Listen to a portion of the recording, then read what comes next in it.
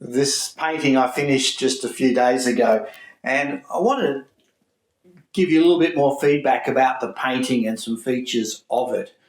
The first thing I want you to note is that it's got a lot of light coming in, but it's quite a dark painting, and there's a reason for that, because this painting is a winter painting, and where I live here in Tasmania in the southern hemisphere, and in winter we get very, very little amount of light or usable light, particularly if you're in a forest. So for this painting, I had to paint this between 11 in the morning and 2 in the afternoon, right in the middle of the day, because once it got past 2, the sun went down behind the mountain over there. And although it didn't get dark until 5, the light was gone. So a winter painting in Tasmania means a painting is normally dark and has got a really weird sense of light, a really interesting set of colours in the yellow range. So as I was talking about the colours of the yellow range in a winter light in Tasmania, the light as it comes in low on the horizon in winter has got a yellow look about it. It's almost the same yellow as you get with a grey storm clouds on a normal late afternoon. The grey and the yellow comes through. But that's all the time in Tasmania at this time of year. So as I'm painting this and the light coming through onto these and onto the mosses in here, this acrid yellow is actually very accurate to what it's like. Interestingly, I know some artists object to the darkness and the greens because they come from an impressionist palette which threw away the darkness and replaced a lot of the tones and colours with primaries and secondary colours, and greens was not really a big part of that mix. In fact, a lot of impressionist painting, you struggle to find greens, or if they're not being muted by purples and blues.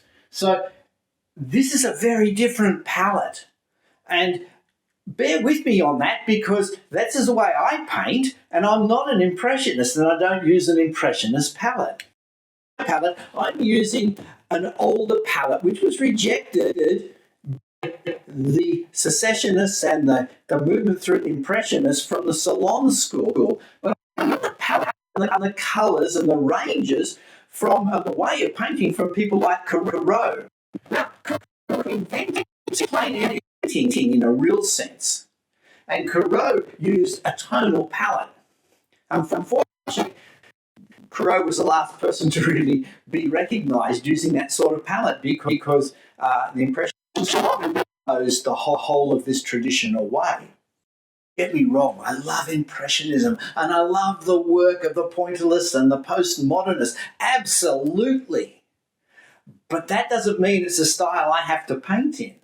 And I think that's really important for all of you artists. You have to have your own style and work within that. And even within a more traditional palette and a traditional glazing technique that I'm using, I've got a different way of painting as well and a different palette.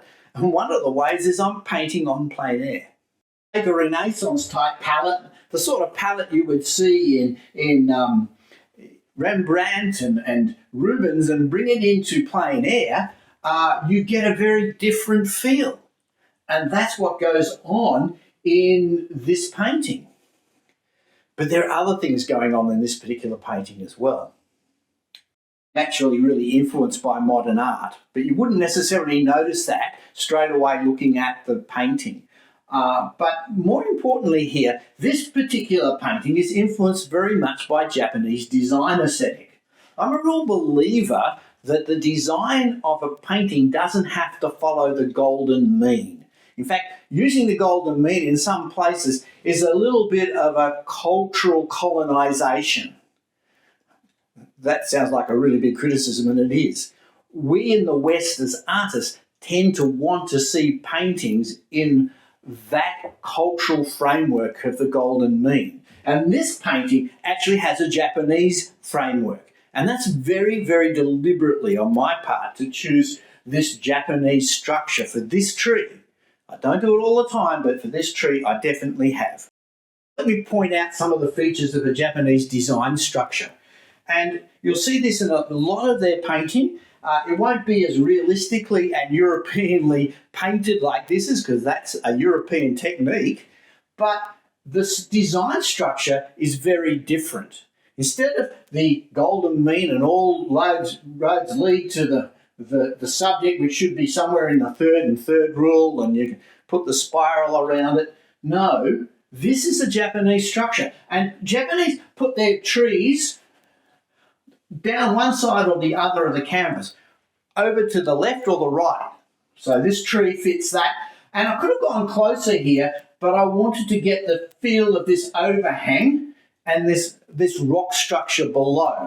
Now the rocks in here and the trunks in here all follow a Japanese design aesthetic called wabi-sabi, which is looking at the natural arrangement of things and finding beauty in their natural flow. So here, this has that as a really big feature.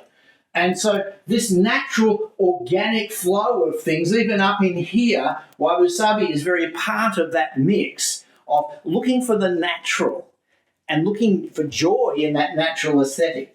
But then you've got other things going on.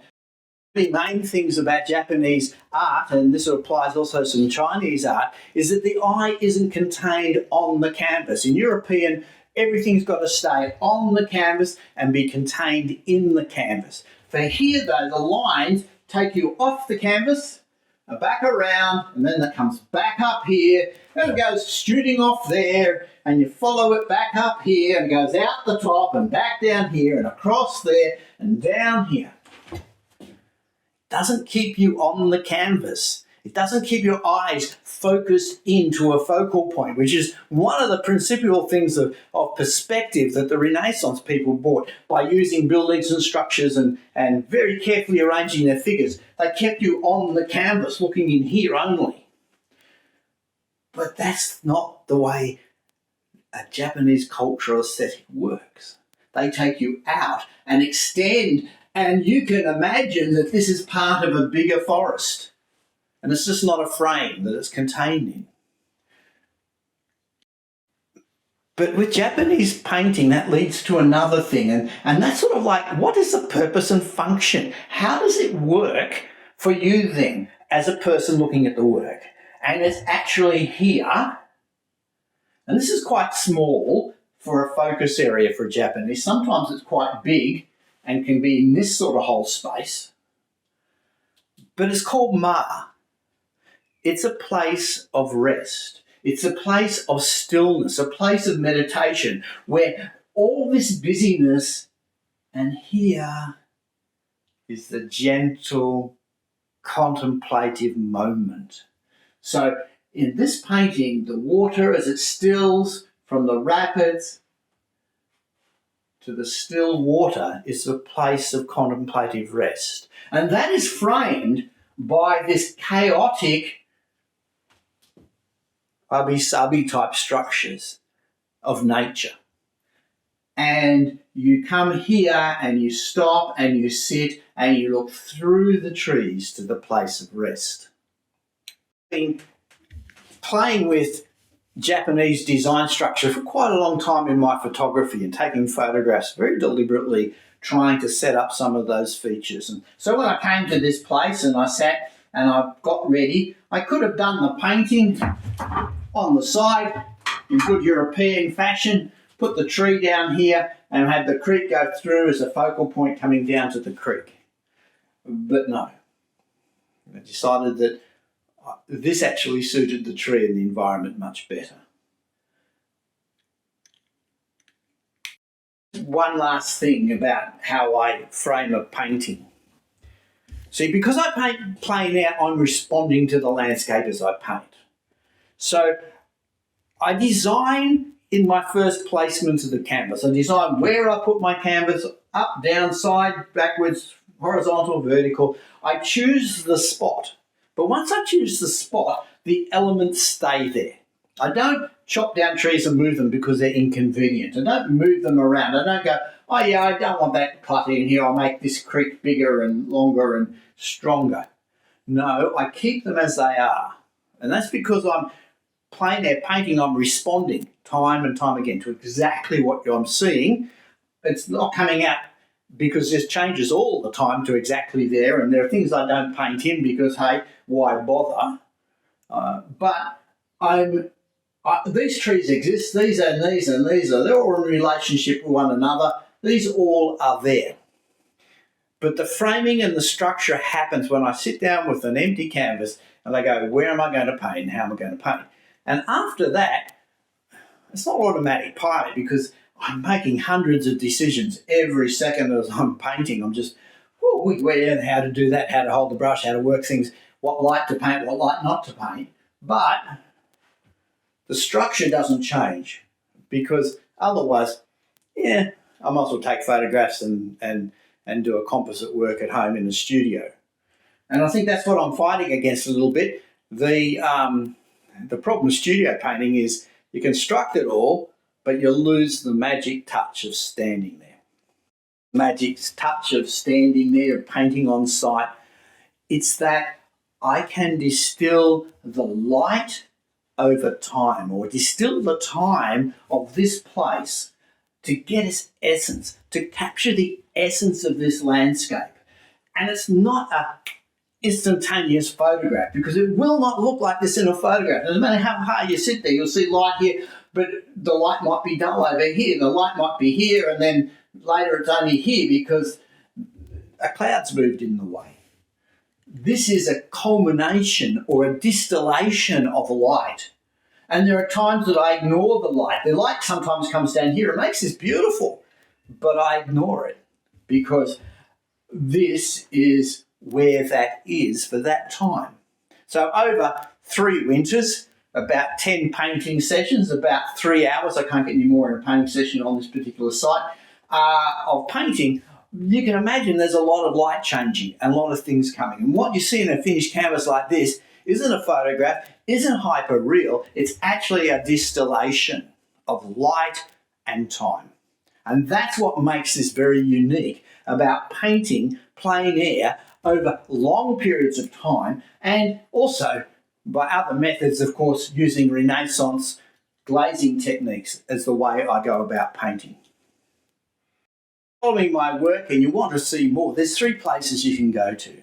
You can go to my Facebook page, which is my professional page. I don't do a great deal of work on that, but it will have some more up-to-date information every now and again.